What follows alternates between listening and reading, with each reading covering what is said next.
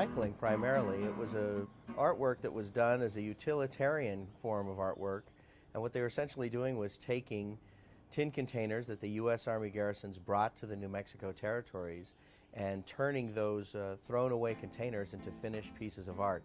Artwork that eventually ended up in the missions and in people's homes in and around northern New Mexico. I think a connection to tradition and the design. I'll get different ideas just looking around town, just walking into people's homes. There's so many Spanish colonial influences in northern New Mexico, and so there's not a day that doesn't go by I don't see something that doesn't inspire me to create a new piece.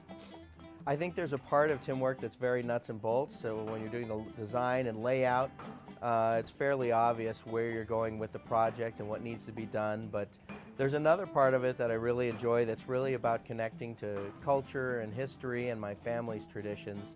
The tools, some of the punches I use were actually my great-grandfather's punches that have been handed down, and so certainly when I'm using them I'm thinking about him and the traditions that he's passed down through the family. I think there's a part about any artwork where you have to let the artwork speak back to you and be willing to listen, and certainly tinwork is one of those. Anytime you're doing a kind of metal work, there are things that you're not going to be able to erase or not going to be able to change, where the piece is speaking back to you. And I think that's part of the character and the unique nature of tinwork. You know, when I'm ready to get serious about a project, I come to my shop, Tintero Workshop and Gallery. It's a place that's filled with a lot of positive energy, a lot of artistic energy, and has all the tools I need to complete even the largest of projects. I think certainly I'd have to give that to my grandmother, Angelina Delgado Martinez. I was very lucky in that more than just being a tinsmith and an artist, she was a teacher. And so my master, the person I apprenticed with, was a teacher first and then a great artist. I did learn a lot from my great uncle Albert, but certainly I would have to hand most of the mantle to Angelina. I can't quit because it's in my blood. It's part of the family's history. It's been in my family for 5 generations now. I can't imagine any time or period in my life, short of my service with the Navy, where I couldn't have my tools with me, where I haven't had the tin work actively in my life in some form, even if it was just as a successful hobby in the background.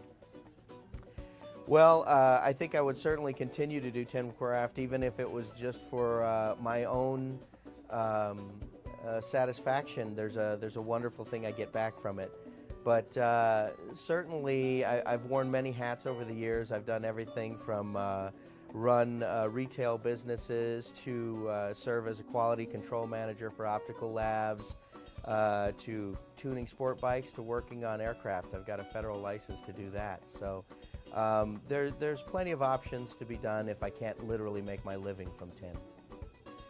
I think the one time I was connected by dream to a project was in relation to something called a Francisco Classic. So there's something in tinwork called a Federal Classic, and it's a particular kind of mirror. It's got square corners and columns in it, and it's supposed to recreate the look of the portal at the Palace of the Governors. And my great-great-grandfather, Francisco Delgado, did a particular version of that with curved corners, which is known as a Francisco Classic. And for the longest time, I kind of protected that design. It was something that I saved to say that when I was at a certain level as a tinsmith, then it would be appropriate for me to go ahead and do that design. And it was through a series of dreams that essentially comforted me and made me feel like not only was I ready in my skills, but he was ready for me to do one of his mirrors. I plan to continue doing tin work as long as I'm physically able. There's a part of it not only that I feel I owe to my family for passing down this wonderful and unique tradition, but I feel like I owe it to our culture, and I feel like I owe it to the Spanish Colonial Art Society. They've been a wonderful part of northern New Mexico's culture in maintaining these traditions and making sure they stay alive, and I feel it's a wonderful privilege to be a part of helping them do that.